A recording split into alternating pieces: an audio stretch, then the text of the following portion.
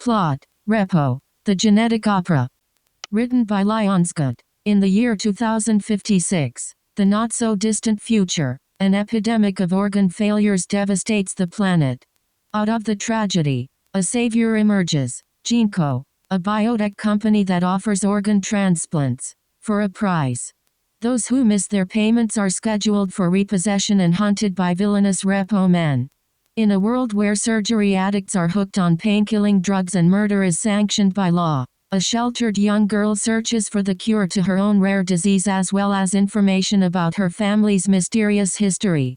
After being sucked into the haunting world of GeneCo, she is unable to turn back, as all of her questions will be answered at the wildly anticipated spectacular event, the Genetic Opera. Voiceover off. When you're blind and watching movies, what will you find? A blind superhero whose superpowers are acting like he's not blind.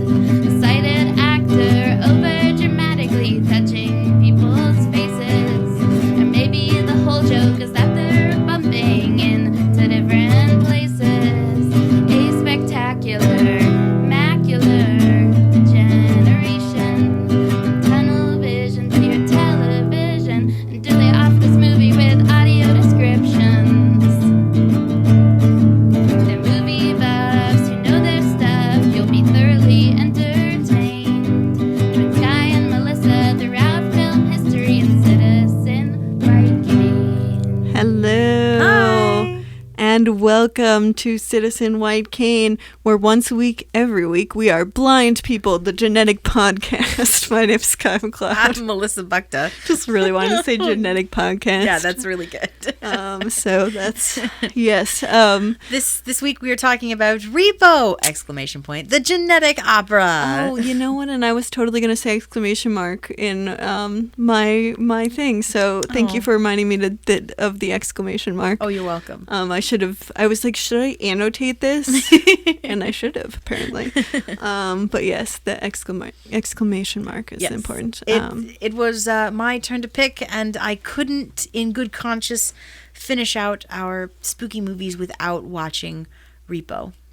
Yes, even though it is now November. Welcome to November. The rest of Welcome to November. the hellscape that is November. Yes, so we are recording this. We record all our episodes 2 weeks beforehand. So I guess the people listening live in a different world than we do currently. But just to let that be known that this week and next week will all be recorded before the election. So yeah, so we're just not going to say anything. I feel like I'm going to jinx it no matter what, but I figure no matter what happened, the entire election was kind of a horror movie. Oh, so yeah, very much. This is thematic as well. Right, and now we're watching a movie about a dystopian America where the healthcare system has gone awry and murder is legal, and yeah, I don't really see much of a difference. Yeah, except for we don't have like a giant screen that's floating in the air. I mean, I don't know. I don't think we're too far away from that.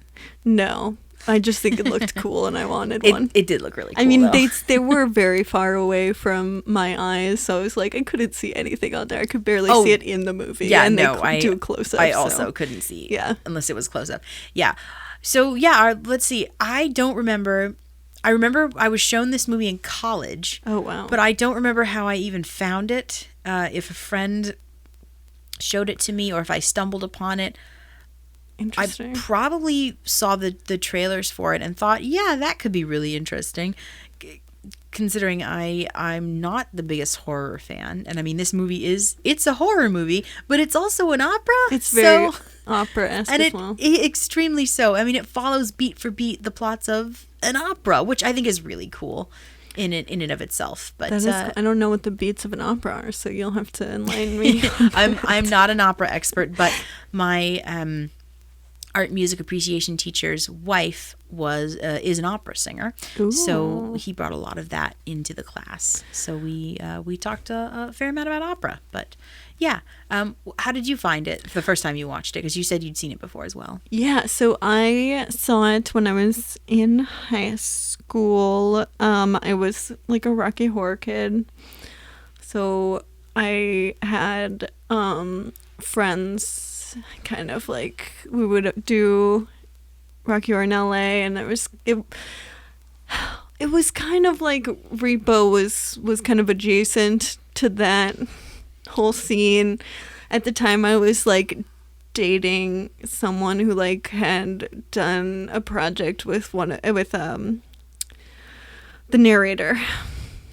Yeah, because this was his deal. He was trying to get it off the ground. Yeah, because it was a stage show before it was a film. Right, it was a stage show. Yeah, so it was just kind of like in that scene of things. This would have been like 2010, I think. So it was a couple of years after it had come out, but they were still doing like midnight movie showings of it. So because the film, because the film was released in 2008. Yeah, and I did see it at a showing, but because it was like not at a theater where I can like sit close enough to see, and maybe we were late and we weren't able to get like a close enough seat, I like don't think I saw any of it. Oh no. Like I mostly just heard it. It was just one of those things where I had very little ability to see what was going on. I also like couldn't see well enough to remember if there was a shadow cast or not. Because I know we would go see lots of things with shadowcast. Right. But yeah, I mean, like, I feel like there probably was, but I couldn't see the movie, so I couldn't even, like, I knew there was a shadowcast or not at the time, but I just couldn't see it, so it just never really fully I think clicked. This would pair really well with Rocky Horror. I mean, obviously it's a midnight movie, no doubt, no doubt about that. But I think this is a little bit more extreme than Rocky Horror. I don't think it's not as easy to laugh at this as it is to laugh at Rocky Horror. Rocky Horror is a little bit, it's sillier, and like it is more fun to kind of enjoy the making fun of it as a movie. Whereas, this doesn't, it feels like it gets enough things movie-like done that it's not as fun to make fun of it as a movie, and then also the subject matter is a lot more like just kind of, I mean, serious isn't really the right word, but it's just like a little bit more like, this is too real in a lot of ways. It walks a really interesting line between being incredibly serious but also being extremely campy. And it's very campy. It's very campy, and it's horrifying, but it's also kind of funny, and it's weird and different, and it checks all my boxes basically. I know, I was watching this and I'm like, I see why Melissa loves this movie. It's very theatrical. That's the word I'm looking for, is it's very theatrical. You can tell a lot of this stuff was shot on a soundstage or stages in general, and I'm completely fine with that. For me, this doesn't have to look 1,000% real. It doesn't have, because it's definitely, it is. I thought it was kind of interesting. It's funny because I was like thinking a lot about the CGI. So this is the two of us. Is that I'm like thinking about what they're green screening in CGI, and you're like, oh, it's like a set. But no, it is definitely the CGI. Like it's kind of like 2000. It's definitely 2008, it looks like a video game. Yeah, it looks so much like a video game. Yeah. It does make me wonder, like, if it was just filmed on like a different frame rate or something. Like, I don't know what it is, but it looks so much like a video game. It might just be stylistically. Like, I was trying to figure out if it had something to do with like the style or the frame rate, because I feel like frame rate, we don't realize how much. Like, you can, the second you switch from 24 to 30, you go like, you're going from watching a movie to a TV show. Like, it's like our brains, it's because people are like, well, frame rate sort of matters, but it's like, it doesn't, like, you can't really tell. And I'm like, you can tell. You can always tell the frame rate. You can totally tell. Even with us having different, visual acuity than each other, you can obviously tell. Actually, you should be the one who's the, like, if you can tell, like, you're like the canary in the coal mine, if you can tell. No, wait, that's probably not the right, but like, because I guess I'm the, I don't know, these are terrible metaphors, but with your peripheral vision, you can tell movement, so I'm probably much more attuned to frame rate, so if you can tell. Well, there's a really fun video on YouTube that's going around, and it's bits of the animated Mulan, and it's shot you'll watch one scene that's shot in 24, standard, right, movie standard, and then you'll watch the other scene, the same scene but shot in 60. Oh wow. And it's insane. It's so crazy. Do they like add images or No, it's just the same images, but the frame rate's been sped up to 60 FPS. Do they like, so is it that they speed up it so that 2 seconds, so it's like half the movie, like the running time would then become half the movie. No. It's not the whole movie. It's just scenes. The video is just a comparison of scenes. It's like 4 or 5 scenes. But it's like artificially made to be 60, because like it's not like, because animation usually have like cells where it's like right, like as opposed to. I'm not sure how they did it, but it's really cool to watch. That's interesting. Yeah, it is. It's cool. Like, though I never really understood the Hobbit stuff with all the really, really high frame rates. And I watched all 3 of those movies and I didn't get it. So whatever. Yeah. I mean, well, because it also like again makes it feel like a video game. Like, because I do think that like the frame rates, you can tell I'm watching a movie, I'm watching a TV show, I'm watching a video game. Like the frame rate can really just changing the frame rate can do all that. It definitely. I definitely saw it more on this rewatch. Because I was paying much more attention, but yeah, no, the whole. Well, in the theater, it might not be as jarring. Well, because depending on how they're like showing it too. I mean, I've never seen this in the theater. I've only seen it on DVD or whatever streamed at somebody's house or something. Yeah. So. But it is, because I've seen it. I haven't seen it in the theater. I've just been in a theater where it's being played. It just happened to be playing. Yeah. And everyone was facing the screen and watching it. I had a radio show in college with another dear friend, and we would play, especially for Halloween, we would play songs from this soundtrack. Legal Assassin was our favorite one. Yeah. To play. Legal Assassin takes place when? It's near the beginning. Okay. It's right after you see Shiloh in her room for the very first time, and her father comes to comfort her. Right. And so do we want to just do a little plot? Dive in. So yeah, we meet the grave robber, our narrator, who's telling us a little bit about this world, and Gene Co. and the people in it. Right. And then we meet Shiloh, played by Alexa Vega. Yes. Of Spy Kids fame. Right. And also, even before we meet her, we find out that we could have set up the world that we were talking about a little bit before, where you have, like, Gene Co. is the company that they give you organs that work, but then there's also, like, if you do not... if you don't pay off your organs, then they'll send the repo man after you, who will reclaim their property. Yes. And usually, in almost every case, you'll end up dead. Yeah, which is also like, that kind of bothered me, because I was just like, sometimes they don't need to. Like, if you got a heart transplant and you're repossessing the heart, then yes, they're probably going to die. But if you're repossessing someone's eyes, you could just remove their eyes safely. Like, they can still live. Yeah, like, there's absolutely. so many things they could still live if you repossess them. Like, you don't need all of them, like a kidney. You could, But, that also doesn't look as graphic or disgusting or as much cool on horror screen. movie. Yeah, but it's more psychologically disturbing. Yes. Well, I was wondering how you were dealing with this, because I mean, the Repo Man is terrifying. He's this really creepy looking. I mean, I think his costume is really neat, his doctor costume, but he's this terrifying doctor. Yeah. Basically, he is a surgeon that is just evil. My opinions. Doctors. No. I mean, it does. But I mean, he's also a very interesting character, because especially rewatching it this time through, Anthony Stewart Head is basically playing this amazing Jekyll and Hyde battle between him and this persona that he has had to don to do this job. I mean, he's the Repo Man. Yeah. He is, because he is the doting father of Shiloh and the Repo Man who takes people's organs. Mm-hmm. Yeah, I mean, everyone in this world kind of has to... It just seems like no one is living a very, happy life. It's pretty dystopian. Yeah, extremely through and through. So. Yeah. Is it a movie I'm always like, which character would I have the most fun being? Like, what position are they in that seems like the most fun to be them? But then it's like, no. I don't really want to live in this world. Yeah. I mean, obviously, my favorite character is Sarah Brighton aka Blind Mag. I mean, Yes. she's the reason why we're talking about this Yeah, because there's a movie. blind character in this Yay! movie. Yeah. Except for sort of a blind character. Sort of. They say blind more than we see a blind person interacting with the world. Right. She kind of takes it on as her moniker. Yeah. Yes. It's a Blind Mag. Because it's an A, right? Yeah, Mag. Yeah, because Blind Mag. When you say it quickly, it sounds like Meg, but it's Right, not. but it's Mag. Yeah, Yeah. Blind Mag. Yeah. But yeah, she used to be blind, has gotten corneal transplants, which was not the same that like our Blink woman got.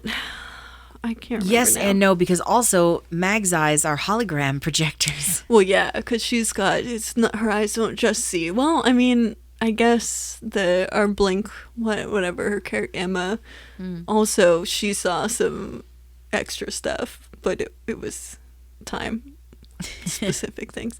But yeah, she can do, so Blind Mag can do holograms. So do we see her do anything else with her eyes other than just the the holograms, yeah. But mostly she is known as the voice of Jean Co. And we throughout the film we find out that she's basically a performing animal, essentially, because if she decides to leave, which she does, Jean Co. in her contract will come and claim her eyes. Right. Which Which would be fine if they were going to take them out of her eye sockets and then keep her alive, but it's not fine in that, like, generally everyone dies for being repossessed. Right. Personally, I think Mag goes out like a badass because she goes out on her own terms. Well, no, she doesn't. She's murdered. Well, okay, yeah. So one part of her death, though, the removal of the eyes.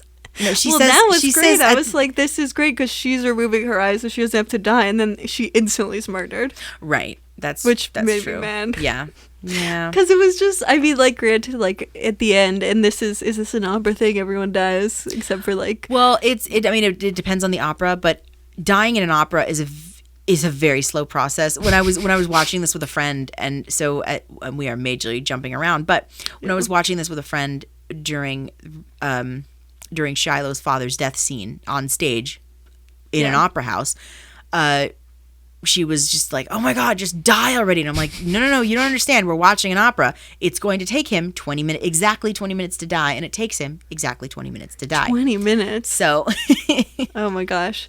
Yeah. because you have to have the death song and the aria and the I love yous and I'm sorry's, and well, however you want your story to play he out. gets But shot in, is it in the head? he gets stabbed and shot in the chest, I believe. Oh, but then he probably would take even longer to die. Because you bleed out. Isn't that the thing, is if you actually get shot in the stomach, you're likely to die, but it's like actually It's a very long pretty and long painful process. Yeah, right. Yeah, so but it's he like wasn't- actually he dies pretty quickly. Right, but I don't think he was shot in the stomach. I don't know. It doesn't matter. Yeah. But he does. I mean, yeah. he has one song with her. It is true that you're like, oh, shouldn't he be dead right now? So there's a little bit of that. That is correct. But I don't mind it necessarily because again, we're actually playing by opera rules. yeah. So- Well, yeah, and we have just pretty much singing the whole time. Though it is the whole time, right? Some of the singing- almost the entire movie is sung. There are a few scenes where people talk at each other, but pretty much even in the talking, you can hear there's a bit of singing. singing. Singing. Yeah. Yeah, it's interesting. I mean, I feel like they. I don't know. I don't know. The music is just, it's not super cohesive. It's a rock opera. I mean, It it's is. but yeah, no, the music it'll be incredibly operatic and with the chorus, with the full chorus and everything. And then the next number is like 17, which is a rock and roll punk like song. Yeah, there's like some punk, some opera, some like 9 Inch Nails-y. Yeah, that's a good comparison, like Trent Reznor. Yeah. Yeah. Very much so. Also, Some of that. fun fact, during the song 17, when Shiloh is singing, the guitarist who comes in near the end is Joan Jett. She's Oh, yeah. uncredited, but she's Joan Jett. I read that. Yeah, it's interesting because the movie also does have some like at least somewhat stars. I mean, it's not like it's not indie. It's not like, you know, Napoleon Dynamite, where it's like this weird indie movie that like got. Well, it's directed by the guy who did Saw. Yeah, like the first Saw it really movie. does have a lot of like names in it. Yeah, I mean, you have Paul Zarino as Rotti Largo, who can sing. Oh my God, that guy can sing. It's amazing. Yeah, He's so great, and just he plays the perfect operatic villain. He knows exactly what movie he's in. I love him. I love him in this movie. I think he's perfect. Yeah, he's good casting for that character, definitely. And then you have Paris Hilton as Amber Sweet, who is amazing. Yes, I love. She's really great. She's so great. Every single scene she's in. Also, the fact that she doesn't get to finish her song is sad. I wanted to hear the rest of her song. Me too. I mean, granted, it's really hard, you know, after your face flies off. There's a lot of faces. So in this much movie. faces. It did make me think. It was funny because like one of the like because there's like, kind of a Succession subplot with like yes, actually, yes, the three siblings vying for So you have Amber, Pavi, and Luigi. And it's okay. So Luigi's the one with the taped on face. I can't remember. No, that's Pavi. Okay, Pavi's the one with the Luigi's the idiot. The he's psychopath. The muscle. The psycho. Yeah, he's the one who's always ripping his shirt. He just keeps stabbing people for like no reason. He likes to stab people. Yeah. Pavi. Pavi's the one. Like, he's the man who laughs craze. Almost because he's got a permanent smile. Yes, and he enjoys taking other people's faces and wearing them. That's a thing. Which is kind of cool. I guess I mean, as long as they don't need the face at the time. Sure. I mean, I don't know. Face. Oh God, face like reconstruction surgery is also. Yeah, that's a whole thing that I think about sometimes. I don't know how to think about it because I think that like, I feel like probably abled people need to get over themselves more than other people have to change. But yeah, that's a whole. That's a whole. I mean, in this movie, everybody's getting plastic surgery because what happens is GeneCo is like, we'll save you, we'll give you the organs that you need to live, and we'll throw in this makeover for free. You can look any way that you want. You can fix all of these things that you think are wrong with yourself. Such an LA thing. Like, it's so obvious that it was written by people who live in LA. Like, I'm just like now being in Portland, I'm like, yeah, that's just like a truly LA thing. Like, that is not something that people think about all the time in other places. Because like when you're in LA, that's a giant thing that like is like everyone gets like plastic surgery. It's so much of the people who get plastic surgery live in LA. Like, it's just like such a specific industry to LA. I feel like, I don't know. Do you? Because you've not lived in LA. Do you think that's wrong? I think you should throw maybe somewhere like Miami or Florida in there, because I know there's a lot of stuff that happens down there.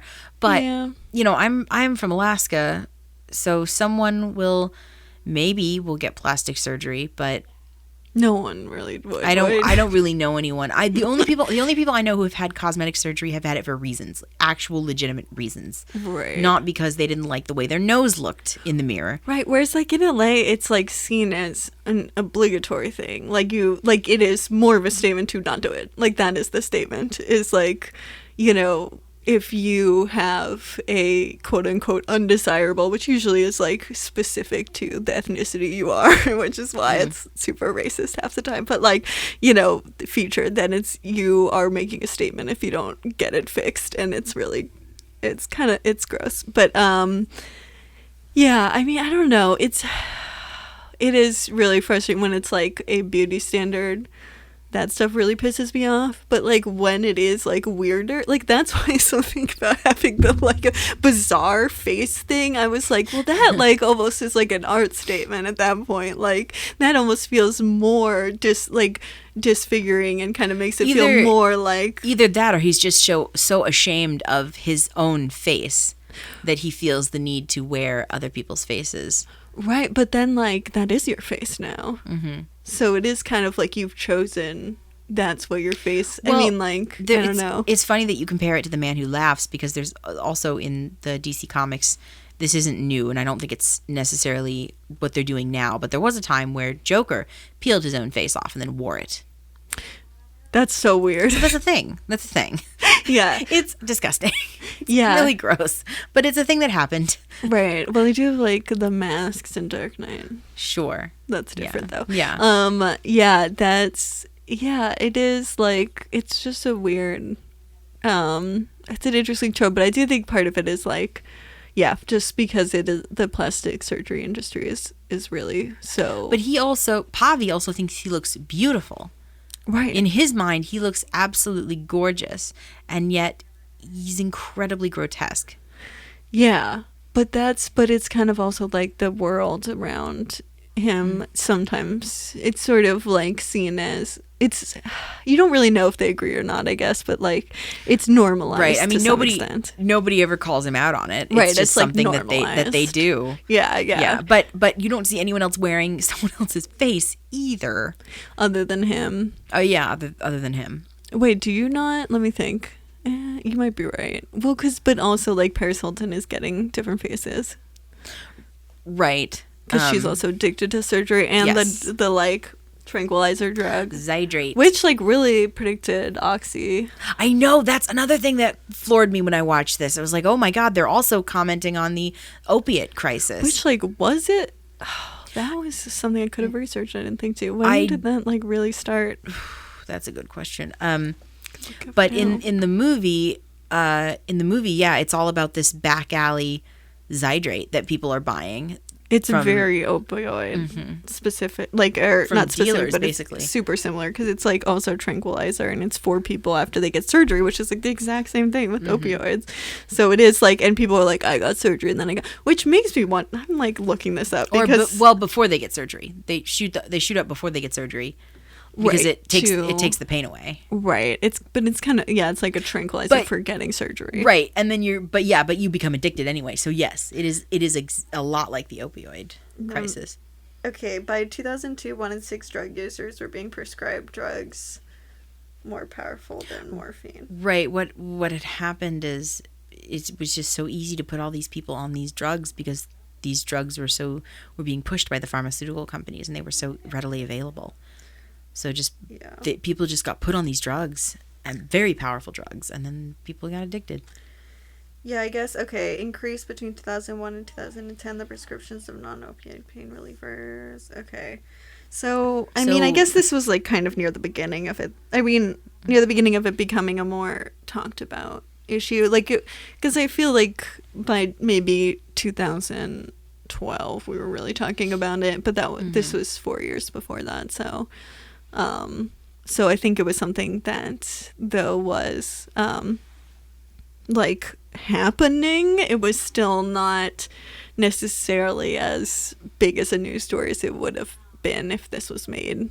Well, because it was also, they started making it years before. And also the plot, I think they had for many years before. So, like, some of it could be a little bit more coincidental if they were like had a night that was part of it. They could have added it later on though, I'm not sure, but yeah, it wasn't when it felt like it wasn't directly referencing it, even though it was very much a very similar thing that people were getting addicted to these, basically. Yeah, I guess painkillers, when they say you feel nothing, I mean, so it's kind of like, yeah, it wasn't for recovering from surgery, it was like during the surgery, so it's kind of more like morphine, which, I mean, I guess morphine was like something before that, like, it probably was more commenting on that, because that was before the opioid crisis, so maybe that's why, it was still, because we had a similar thing, but yeah, now it's just a different form of a similar idea, so yeah, but anyway, they have that is part of it, and there's also, like, I guess, like, the people doing sex work for drugs and... To get surgery, yeah. And surgery, yeah. Right, because the surgery is also addictive, which, has anyone ever done any science on that? I mean, maybe. I don't know. I have no idea if that's actually addictive or not. But I'm sure in LA someone's been like, wonder if this is addictive. But yeah, so there's kind of, we have plastic surgery, drugs, like sex work, and then also just like healthcare issue, like just general healthcare issues and like feeding off disabled people, I guess. Like, I mean, they do talk really not frankly, but like there is specific disabilities, because sometimes things will like sort of allude to like sort of a disabled thing, but then they're never, or like it's magical somehow, so it's like not actually a real disability at all. You know, it's just kind of a stand-in, and then they don't have to really address disability. Whereas this, they do talk about like the main character having blood disease, and then we also have Blind Mag. The one thing that's a problem, though, is neither of them are really that. They're both kind of not, for different reasons. Mm-hmm, right. Well, I mean, yeah, blind Mag is can see was blind, was can blind. see, prepared to give up. You know, she's very, very much prepared and wants to give up her eyes because she's done being this by the end, performer because for these people, right? Because it's kind of like if a sideshow was especially what's the right word, exploitative. Mm-hmm. That's what we see here. Yeah. Because she has in the fine print on the contract, which fuck fine print, because it's a mighty fine print. Which, like, if she's blind, doesn't have to be that fine. I mean, all print is fine print to a blind person. So that's why you need to read us things, and then you also, is there laws if someone like lies about what's on a contract you're signing? Can they like there must be. You would think there is. I'm always surprised sometimes at what doesn't have laws. You're like, really? I'm not protected from this? This is, people can just do this shit? But I'm not sure. And we find out that Shiloh's blood disease, her supposed blood disease, is her father poisoning her. Which, like, why?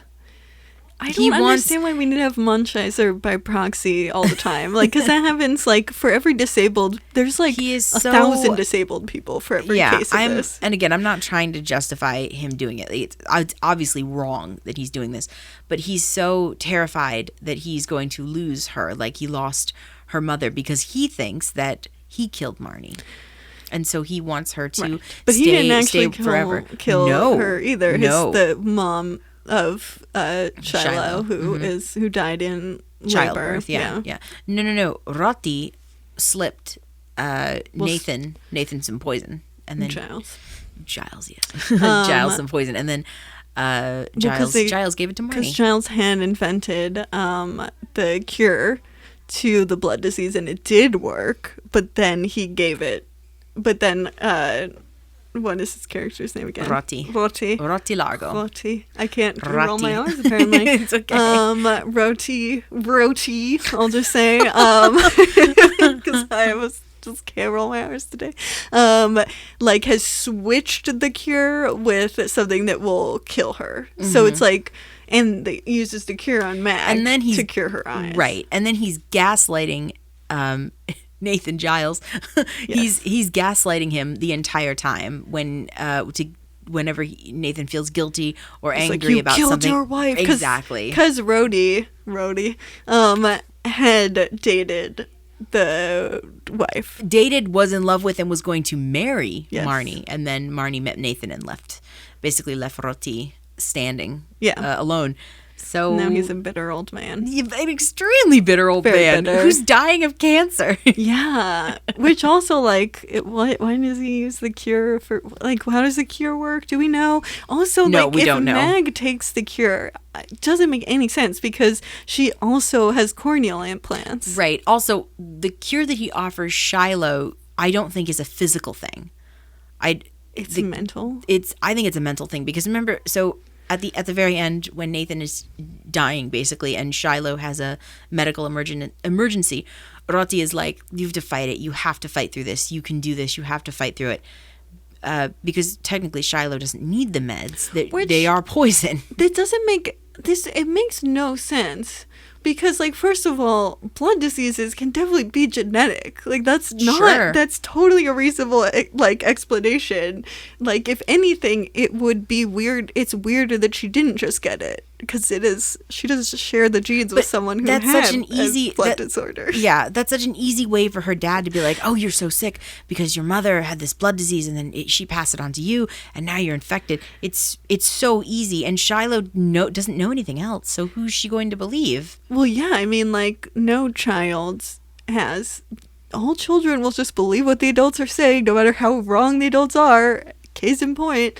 Like, you know, that's just what it is. So that, you know, of course, and that, you know, I mean, it felt so silly to me because I don't understand why we needed that for the plot, because it makes more logical sense for her just to have the disease, because again, like, far more often someone's just disabled than like they're being poisoned by their parent. Like, it's just, you should just assume they're disabled. It's a lot easier because it's much more likely to happen. And also, like, when the few cases where it does happen, like, there's gonna be signs that are not just like you just don't have to look for them. They will appear. I mean, those cases are horrible, and I do actually kind of, like, I've heard interviews of people who've experienced that where they were poisoned by a parent. It's awful. What is it? Did I say the right name? It's Munchausen by proxy. You got it. That it is, like, it does kind of, I do really relate to the kids, because I'm like, oh yeah, it's like the adults are just telling you the wrong thing, like, the whole time, and you were just like it's a very, I'm like, oh, that's kind of like my childhood. Yeah, even if I was the opposite. I see a lot of me in Shiloh and a lot of my parents in Nathan, and seeing Shiloh at the end have to fight through it, have to fight to move on, basically, with her life, is something I have had to do, and I've spent years trying to do it. Well, when you live in a little bubble, right? Well, and also, like, and it's funny because I actually related to Shiloh less than when I've actually heard interviews of people who were lied to, because it's like afterwards when they are like realizing they're not sick. I was like, it's a very similar process to, like, because I just did it and we're in the other way around of just like doctors not believing me, and so that kind of, yeah, but it's the same thing in that you were told your world was not the way it was, like you were just completely given a lie to live until you got to be an adult. But I did never get that, like, sheltered thing because of it. So, like, I actually relate more to when I hear interviews of the real people that have been through what the character have been through, like, because that rings more true to me. Or not rings more true, it just is more closer to my experience. But yeah, like, the sheltered, I did see that as, like, a terrible thing that parents do to disabled people of, like, of sheltering them and just, like, not knowing how to deal. Well, and that and being helicopter parents too. Yeah, helicopter parents are the worst. Yeah, childhood is a time to fuck up and learn in a safe environment. Get messy, take chances. Yeah. Fucking up in a safe environment is the best way to raise children. That's what you want. That's ideal. Although I did very much enjoy the scene where Shiloh, where her dad calls her to see if she's taking her meds, and she's at the carnival. She's like, "Yeah, I'm good, Dad. My window's open. No worries. What are you doing?" And he's dismembering this guy and ripping his spine out. "Oh, nothing. Just at the doctor's." And the guy is screaming bloody murder.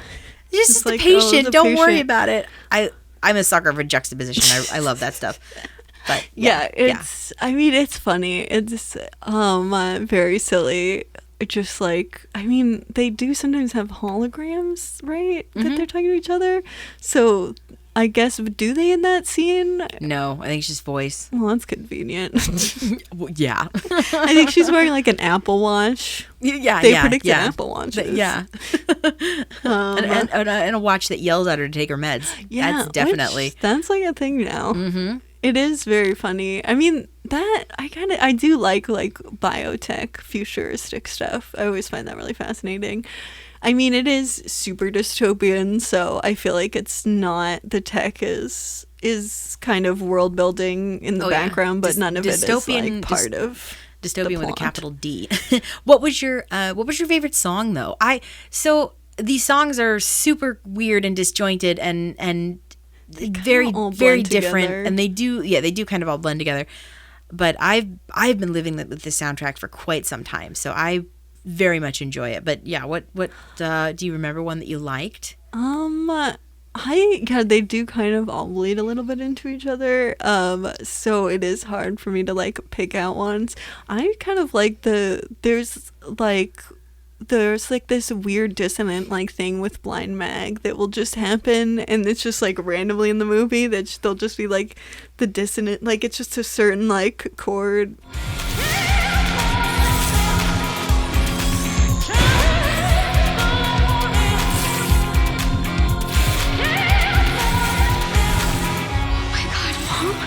I love like weird dissonant repetitive musical noises. There is definitely some of that in here. I mean, so the best song in the movie arguably is Zydrate, because it's the best song. It's the most song.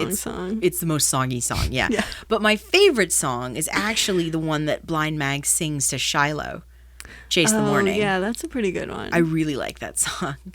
That and Sarah Brighton's actual opera aria that she sings, Chromagia.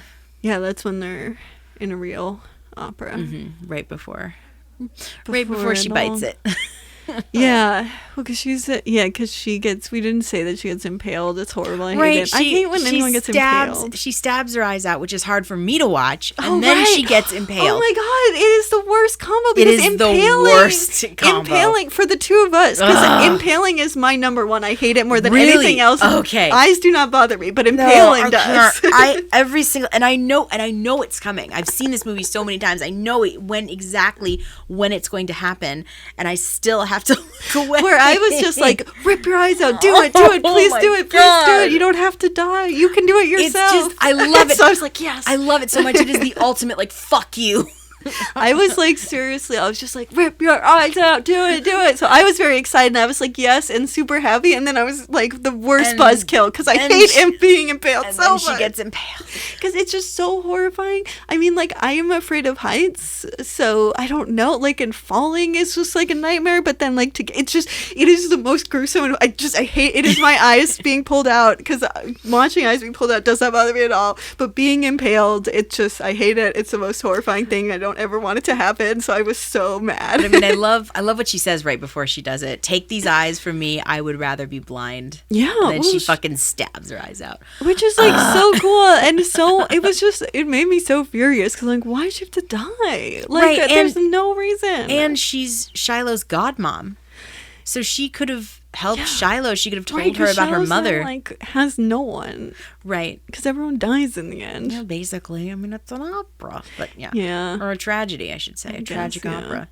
It is. I mean, Rotti dies. His cancer was very slow toward the beginning, and then by the end of the movie, he's just and he's coughing. So you know that anyone coughing in a movie is gonna die. No, he has the most like fucking cliche ass cough. It's like the most cliche. I'm dying. It's a bad cough though. Oof, it hurts to listen to. As like, yeah, I mean, I don't know. My mom has had a chronic cough like my entire life, and so I'm like, just because you're coughing doesn't mean you're gonna die. Like, it just seems always dumb to me, because I'm like, a lot of people live very long lives where they have they have a chronic cough for, decades and decades. It's not like it doesn't mean you're gonna die tomorrow. It always seems silly to me. It's the joke. It's the movie. It's the movie joke. Yeah. Oh, they coughed. They're gonna die. Right. Yeah. And it's like but you're right that it's a certain kind of cough that's like a weird kind of chronic cough thing. That's like, yeah, I'm dying, but it is so ridiculous.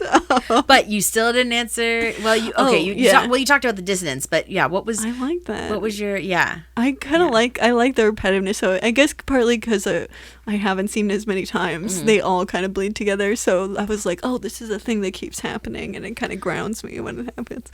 I mean, I don't know. I really like. It really does kind of all blend together. Yeah, because I was trying to think of that, and just nothing really stood out enough to really say a good one. Because I was like, oh, I want to figure out what my favorite song is, and then I just didn't.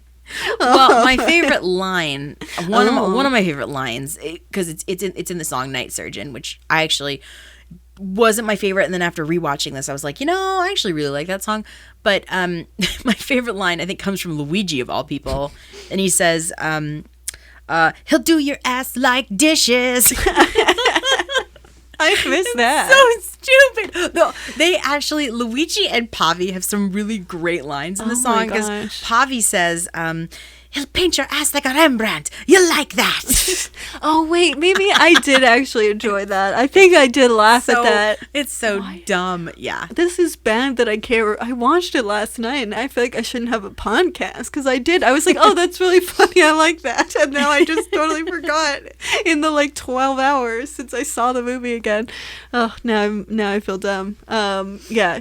I don't know. It's hard. I think it is because it's like 30 an hour 37, which Yeah, for like yeah. all of this, that there is non-stop music, and then it is such a like weird plot, like, because I guess they do a lot of they have to do a lot of world building, but if you like, it really doesn't feel like a lot happens though. It's kind of weird. Well, but it's also, there's also all of the comic book flashbacks and things. Which why do we have to have it in like oh, my dad's gonna kill me. What is it called? The little captions. Is that what they're text called? boxes? Yeah, so the text boxes are really annoying because they do not have a narration. It's just words, and we just have to be able to read them. Which I can't. Some of them I could read, the big ones. Some of them I can't. Even having seen this movie a bunch of times, I still don't have those things memorized. Right, because there's like a bunch of details, and like it's the movie starts out that way, like before anyone says anything. So I was like, okay, like kind of still in the I'm starting the movie, you need to get focused mode. And then I was like, oh god, and I had to like actually go back because I was like, oh no, now I have to like really pay attention right off the bat. But like in a way that's like not easy. Like I do have to pause it and like actually change how I'm viewing it from the rest of the movie. Yeah, I mean, visually they're fairly interesting, but I mean, sort of. It seems like kind of a cheat to me because it's just like you're showing panels and they're not even that detailed panels. I guess you have to do the illustrations, but it just still feels like you're just like, it seems like you're just low budgety, cost saving. That's exactly the vibe I got. I was like, the comics are here because they didn't have enough budget to shoot all of this. They're like each like 7 panels, and it's just one panel on the screen, and they'll have like a sentence of text in the text box, and it's just like, and it's weird because it doesn't make any sense. Like, I mean, I guess like comics are what, like, I don't know, like it doesn't, like there's nothing specific to the world of, it's not like they're evoking a certain kind of thing, right? I mean, maybe, but like, I mean, operas don't really work as well in comics. Well, seems not very. No, I get what you mean. I mean, the comic book aesthetic adds nothing to the world and they're not really commenting on anything. It's comparing that to the comic book from Watchmen. That story is comparable to the story that's being told, and that comic is threaded throughout the actual comic book. Right. Well, and it's like based on because this is not based on a comic book at all. No, it's an opera. Yeah. You can't base. They're just very incompatible forms. I don't know, but yeah. I mean, how do you do an opera in a comic? I mean, you can like write the lyrics, but it just feels like writing the lyrics is kind of, it's just not the right form to be doing an opera. It just seems like a missed opportunity for both an opera and a comic. But and then they kind of just have to like stop. Do they even sing during those parts? There are some sound effects, right? But they're not like, because they can't sing, it would be distracting. Because you have to read stuff. Well, yeah. But yeah, so that's, I don't know. There was, whatever. It's, I guess they had to like save money, but it's dumb. I don't like it. Boo. Yeah, no, not a fan. Not a huge fan. Yeah. And when it's in the theater, I just didn't know anyone's backs. Well, I really, truly, I don't think I was able to see anything going on at all when I saw it originally. I mean, it is hard. Like, watching it, I was like, I did have to get way closer to the screen than I do generally for movies. It's a very dark movie in tone and subject matter, but also just in cinematography in general. Everything is dark. Yeah, it's dark, and it's also like they don't have a lot of like close-up. It's very hard to like know where you are. Like, as someone who can't see details at all, it's like way more focused on the stuff I can't see than the stuff I can. Right. It's very dark, and everyone is wearing black. Yeah. Everyone is wearing black. The dark the dark is a problem sometimes, definitely, but it's also like they just never get close to anyone too. So it's just like, for me, I'm just like, I have no idea what's happening. Mm-hmm. Like, they're like, oh, look at our cool sets, and I'm like, yeah, but I don't know what's going on now. Like, you're way too far. It's way too long a shot. I think the only one, I mean, there are close-up shots, but yeah, nothing super long. Yeah, it's a lot of like, lingers. They're very proud of some of the sets they made, I think, so they like really want to show them off. Yeah, they're cool. They're cool sets. Which is fine when I just can't see what's going on. Yeah, that's true. Yeah, I mean, and there's these little weird details, like Shiloh and Nathan's house is very Victorian, very gothic, and they have the paintings on the walls are always the things that get me. It's just those little touches. I love that they're these weird TV hologram things. It made me think so much like I was in the Museum of Jurassic Technology in LA, which is very LA specific one. I'm gonna like bring up all these LA specifics, but it's like the third one I've done so far. But yeah, it is in the Museum of Jurassic Technology. There's like rooms that look exactly like that. So I was like, oh, it's that's the museum. fantastic. I wonder if they shot there. I don't think so necessarily, but because I wonder if they were CGI. But there is definitely, they have very similar kinds of displays, so it's just really, and it does, the museum, we in my family just call them museum. So they it's like, it's dark, and like there's all these weird, it has in some ways a similar vibe to the movie. It's a little less it's definitely, the museum is a lot less campy than the movie. It's a little bit more like just weird, understated kind of bizarreness. But yeah, that reminded me of that. So all my LA heads will know what I'm talking about. But anyway, it's kind of, I like the futuristic stuff. Is kind of cool. I do like, and I like the kind of like Shanghai screens. What city does this take place in? It's never said. So I was trying to figure it out, and when we pan into the city in the very opening shot, we go across a bridge, and at first I was like, oh, that's the Brooklyn Bridge, so this obviously takes place in New York.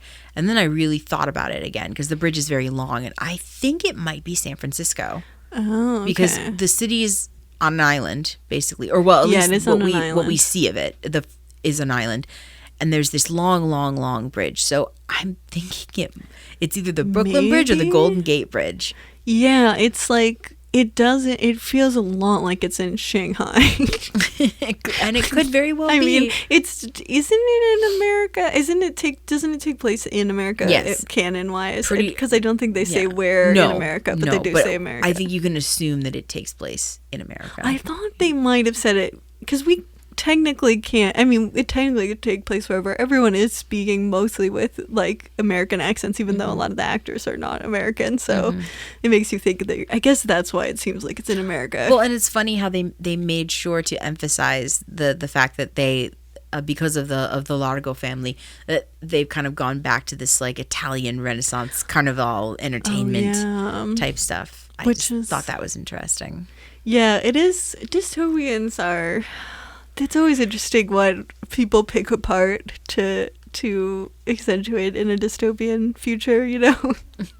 I think like, because I'm sometimes picky about my dystopias. Like, I want it to be something that even, because generally I think things get better over time, so I don't really think that we're going to wind up in a dystopian future at all, but I want ones that feel a little bit more likely than others.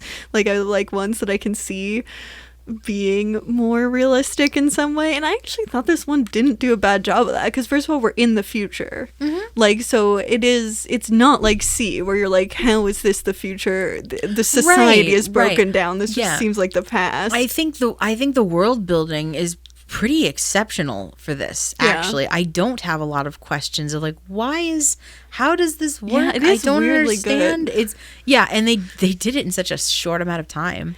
Yeah, and it is a decent job. Sci-fi is hard to like do, and it does feel, and also I'm just like, other than the fact that they do have to kill people, which does bother me when they repossess their organs. I'm like, it's supposed to bother you. If it didn't bother you, you don't have a soul. Well, no, but it bothers me logically, not morally, logically. Oh, okay. Because I think it's more logical to have them not die, because there's no need for them to die, so why would that happen? Decrease the human population surplus? I don't know. In a real dystopian, it would be that they would be taking their organs without necessarily killing them. Like, maybe like people would accidentally die in surgery like they would now, but like if you have surgery, they can repossess their organs. Like, that just makes it more logical as a dystopian world, and I would buy into it more. Whereas this, I was like, well, that doesn't make any sense. This would never happen.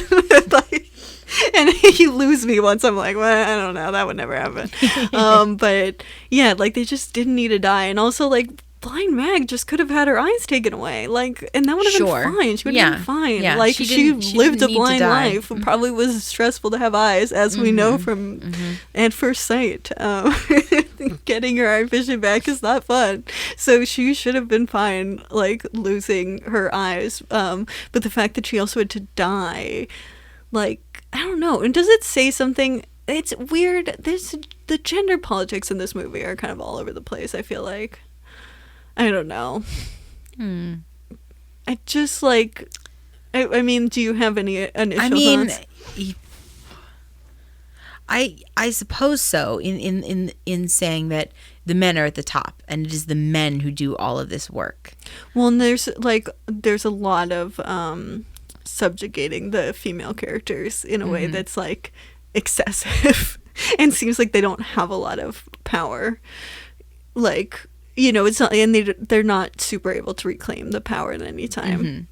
I mean, Amber tries, and Amber, I think, and Shiloh succeed as far as taking back their We don't power. really know, though, what happens No, with Shiloh. Shiloh, absolutely, she does what she needs to do at the genetic opera, and then she disappears. Yeah, I mean, like, basically what she does is survive the movie, and that's basically it. Like, we have no like, for all we know, you know, she gets hit by a car on the way home and dies. You know, like, we really just have no context to what she does, and it could be that because she's been sheltered her entire life, she's 17 years old now, an orphan, that she struggles, you know, which seems reasonable to assume that would not be the easiest thing to adapt to now having no parents and having lived a very, like, repressed and sheltered childhood, and then, like, having probably no schooling, no anything, like, and you already live in a dystopian world. Like, it doesn't seem like any surrogate parental figures were, you know, like, Blind Mag could have been now dead. So I don't know, it didn't seem like a happy ending to me. I was like, she's just gonna struggle a lot, and she needs more intervention to, like, actually have a chance in the world. No, I never see it as a happy ending, but in a way she did, you know, she has power and agency. Well, does she, though? Other than surviving? Like, it just seems like all she does is survive. I mean, which dying is the ultimate God, I don't know the right word, but, like, active oppression, I guess is the right word. It's just killing someone. So that's good that she doesn't get killed, but it does feel like that's about it. I mean, yeah, unless I'm forgetting about something. No, I don't think you're forgetting about anything.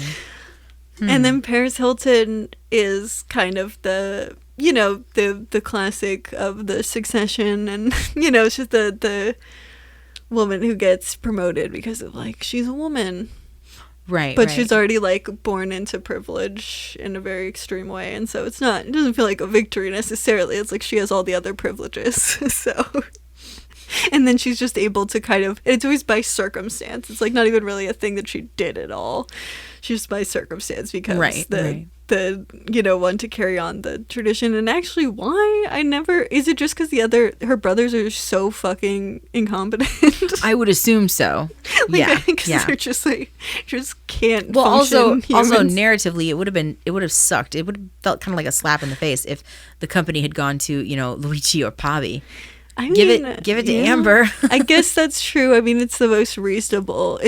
But I mean, it's not gonna have a happy ending. So there are happier endings, but this didn't have a happy ending. So, you know, because if Blind Mag or like because in the end they, like, change the, you know, the way the companies run, but it's like, you know, like, what is lipstick on a pig? I don't know. That's probably sexist. So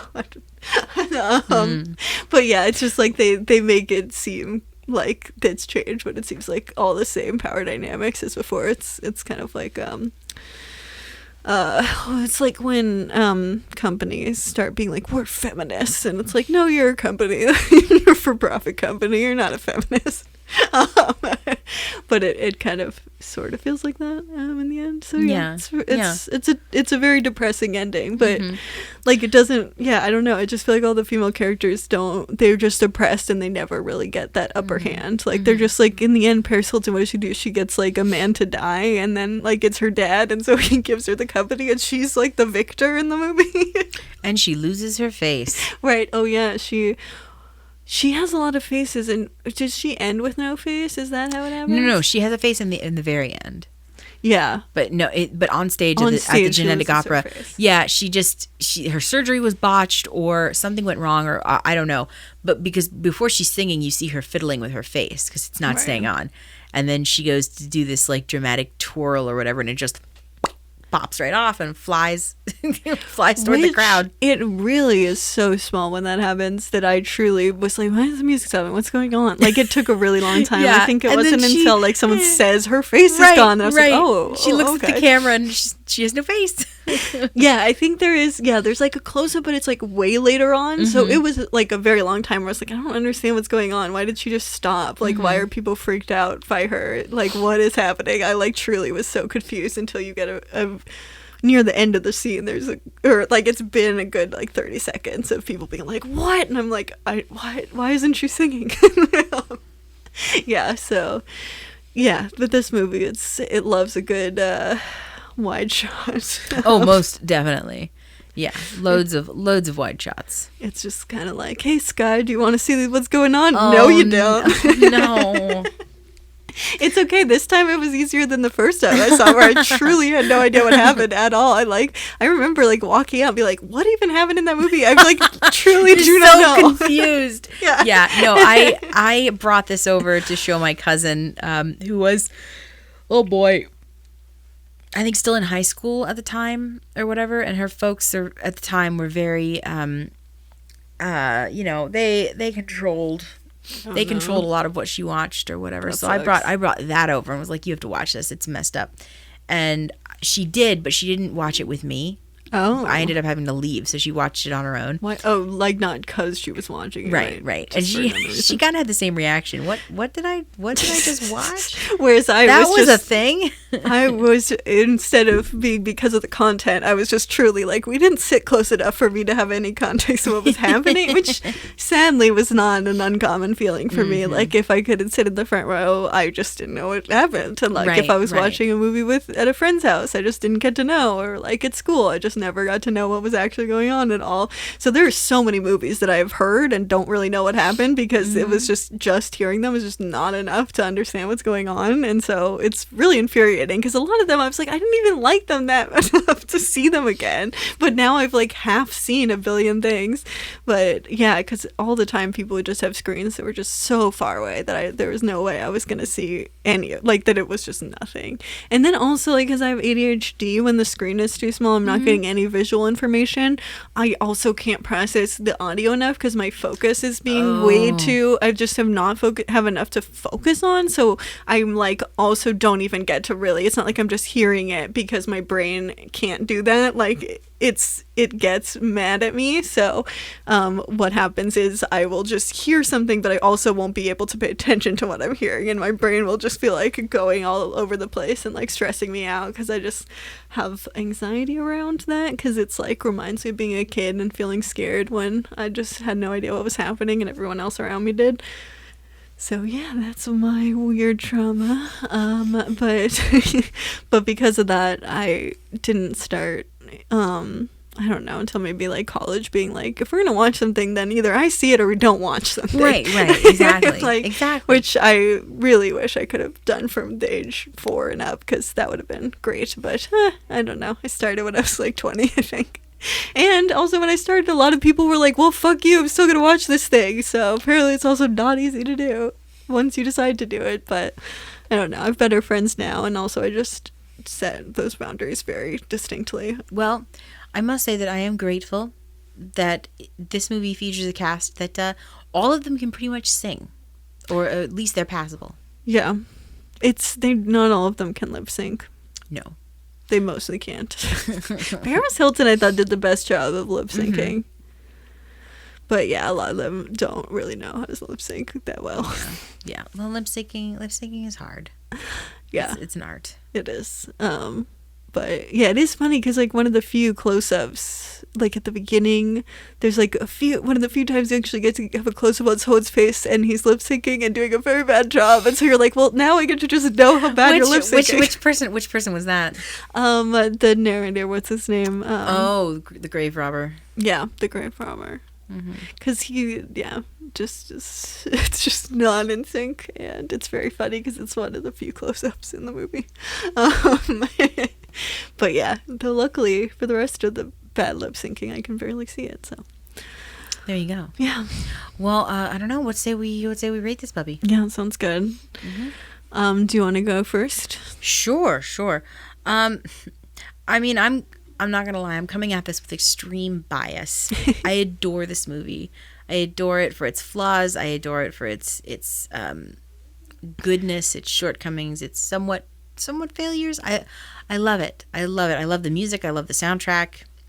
I'm still singing these songs every now and again, and it's something I look forward to watching almost every year for Halloween. I really like Blind Mag as a character. Yeah. Oh my god, I want to cosplay as her so bad. I think that would be so much fun. Yeah. So all of that being said, I'm going to give this a 2100. Oh wow. Just for like the quality of the movie. Pretty much, like I said, super biased. I don't think it's right to go up the scale any higher. But I also don't want to give it, I think a 2020 and lower is too low. Because I think this movie deserves to be recognized. And I love it. It's just fun. It's just a lot of fun. Well, I'm sorry, because I'm giving it a 2019. That's okay. I totally get it. I mean, granted, I'm just rating it for the blindness of it, so yeah. So we are kind of grading on different rubrics a little bit, because I think that it is. I think as you were saying before, I think the world building is pretty impressive for this. I think the music. Even though it is all over the place, it is kind of cool because it's like they play around with a lot of different kind of musical genres and tropes and things, and then it is all sung and it's a pretty, like, for what it's trying to do, it's on a low budget, and I think it's a good cult classic film, and I think it kind of, it does a good job in a lot of things that it didn't have to do a good job at. I do think that, like, it is, as disability goes, it's, like, I think it might be slightly better than for the blindness. I think just as, like, what it says or how it represents blindness is just completely lacking, and it is, like, kind of sad that the most blind thing about the movie is they say the word blind a lot, and that's about it. And I did, like, because we always poo-poo at tropes of, like, blind people getting their vision back, but we don't get to see, the one thing we see of Blind Mag as a blind person is in one panel of the comic thing, and that's it. And I saw her cane and I was like, oh, I want to see this part. Right.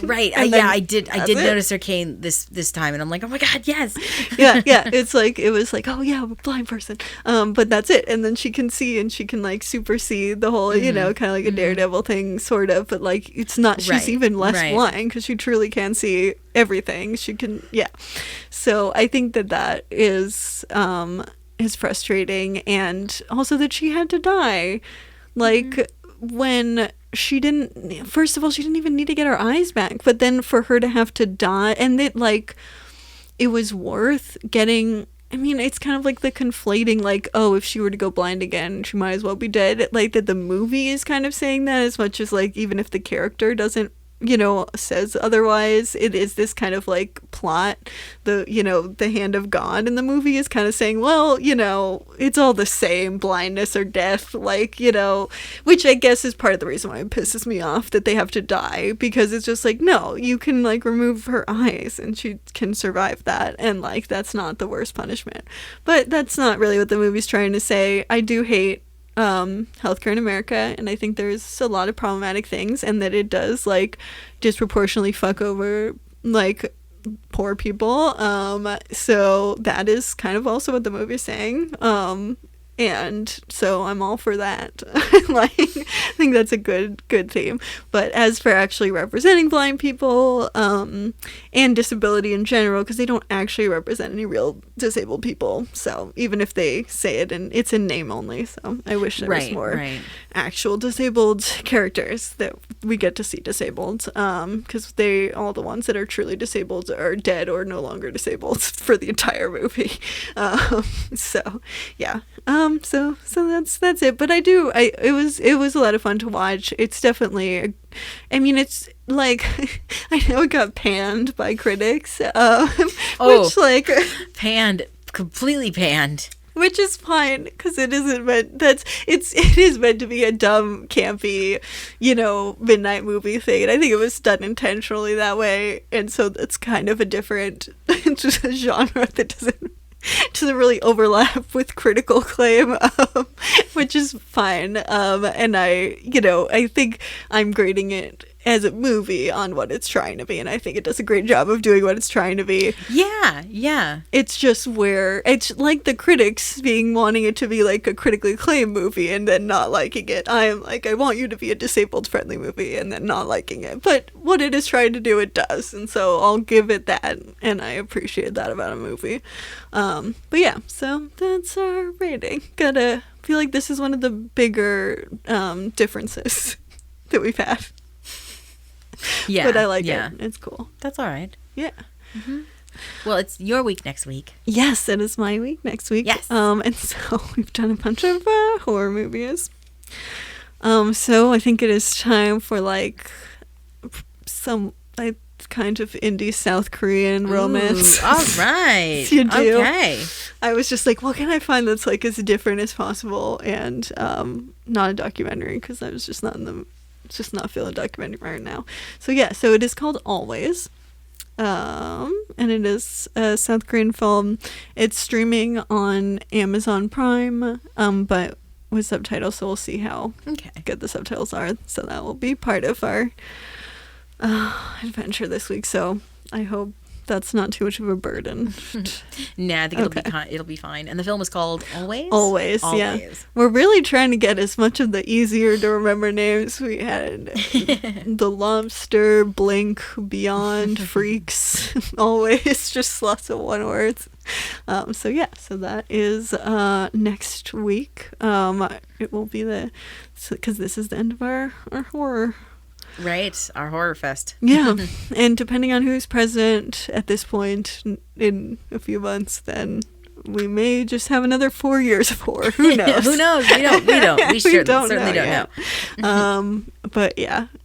So then the last thing is our blind asides. I'll go first. Yeah, go for it. So I am picking the HBO show that I think we're both watching, The Vow. Because we have to have all our cult content.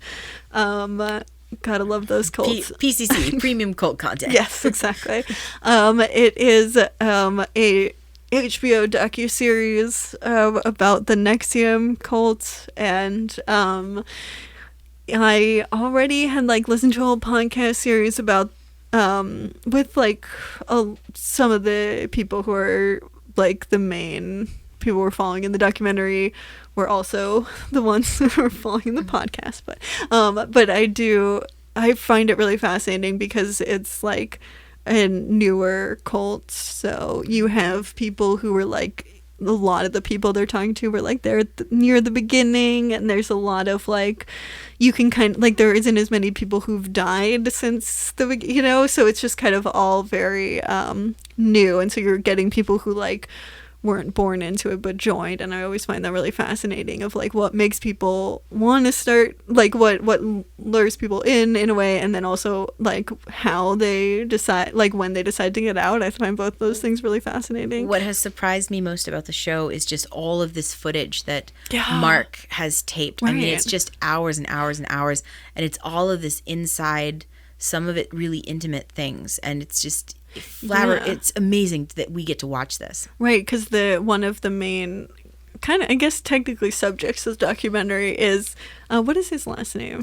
Oh God, I don't remember. But I usually just refer to him as Director Mark, but yeah, Mark. But he like did What the Bleep Do You Know? Yeah. Like, in the day, and had like was doing a lot of documentary coverage with that, like Keith Raniere, the co-leader guy, was like making him do at different times, and yeah, so they just have so much footage, and it is so cool to like get to really, see within side, because that's, yeah, it is so uncommon that you would have like just really the footage of like it happening, is always so cool when you can have both combination of also like the same people when they were in the cult and when they were out of the cult, and yeah, but it's what I love about cult content is it is usually like kind of from the perspective of like the survivors, and so I really just love to get to hear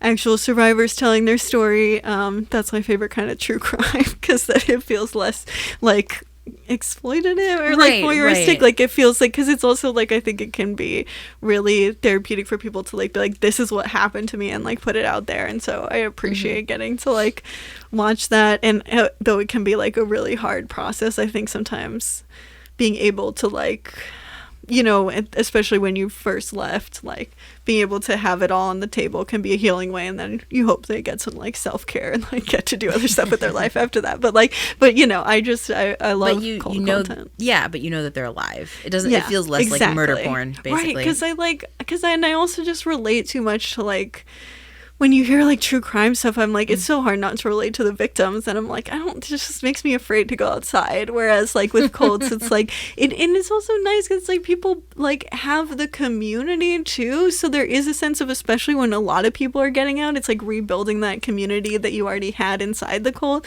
and it's just a different dynamic. There's a really great show on Hulu. It was short-lived. I think it only lasted 2 or 3 seasons, but it's called The Path. Oh yeah, you should, if you haven't, you should check it out, because Aaron Paul plays the main character. Oh, and it's a fiction, or not a fiction. Oh, is it entirely fiction? It's not based on anything. It's probably based on something, but no, it's entirely fictional. But it's about his journey in the cult, and then it's him becoming basically fed up with it and deprogrammed, and trying to save the other cult members. It was really good. I was very sad that it was short-lived, but it's really good. Let's check that out. Oh my gosh, yeah, no, so many. Them That Follow was a movie I saw last year, I think, or maybe at the beginning of this year before movie theaters closed. Anyway, it's a religious cult that uses snakes. Oh, I've heard podcasts about this. It was actually really good. This is all. We have to premium cult content. We have to just get all the cult content. Yep. We should have our own streaming platform just for cult content. Premium cult content. Yes. PCC. PCC also sounds like Portland Community College. It does, but it's yes, premium cult content. Yes. Oh boy. Well, yeah, so that's The Vow. It is streaming on HBO Max. Thank you, Melissa. Nice. And it is just this week finished the first season, though they're doing a second season. Oh, excellent! I am 2 episodes behind, so I was catching up on Lovecraft Country. So. Okay, well, I've been watching. I'll be like, ooh, I'll save it till like Wednesday, and then I'll be like, every Monday, I'm like, no, I'm watching it now. Oh, I know. I'm like, no, I want to wait until I have like 2 episodes in the can. But no, I usually will watch them on Monday. Cool. Well, mine is a book series that I am working on reading. The author is Mark Lawrence, and it's the Book of the Ancestor series. The first book is Red Sister. The second book is Gray Sister, which I just finished yesterday. And the third book I just started is Holy Sister. And it is basically, it's a fantasy sci-fi series about a civilization that lives on this planet called Abath that rotates a dying red sun. So the top and the bottom of the planet are basically ice, but around the equator there's a 50-mile stretch of land called the corridor, and that's basically where everybody lives. Oh wow! Essentially, I think it's longer than 50 miles, but it stretches around the entire planet because it's the equator. Right. So their moon, we find out, is this contraption that the first peoples built, and it's this giant mirror in the sky because they don't have a moon, essentially. So what the mirror does is it stores up all of this sunlight and then shines it down on the planet so it keeps the ice at bay.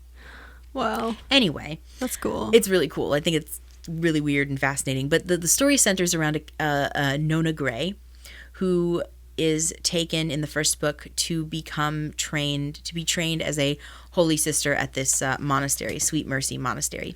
So basically, the book is about a bunch of battle nuns. Oh, wow. Battle nuns. Battle nuns, essentially. Yes, you do. Because these sisters are not only trained in, holy religious ways, but they're also trained to, fight and to use poison and to use shadow magic. And it's really cool. And I am a sucker for kid goes to magical school or kid goes to boarding school or school in general. There's a lot of those out there. Yeah, I'm a sucker for that stuff. I love it. I love it so much. Did you always wish you went to boarding school? Yes, that's probably why. That's probably why I read all those.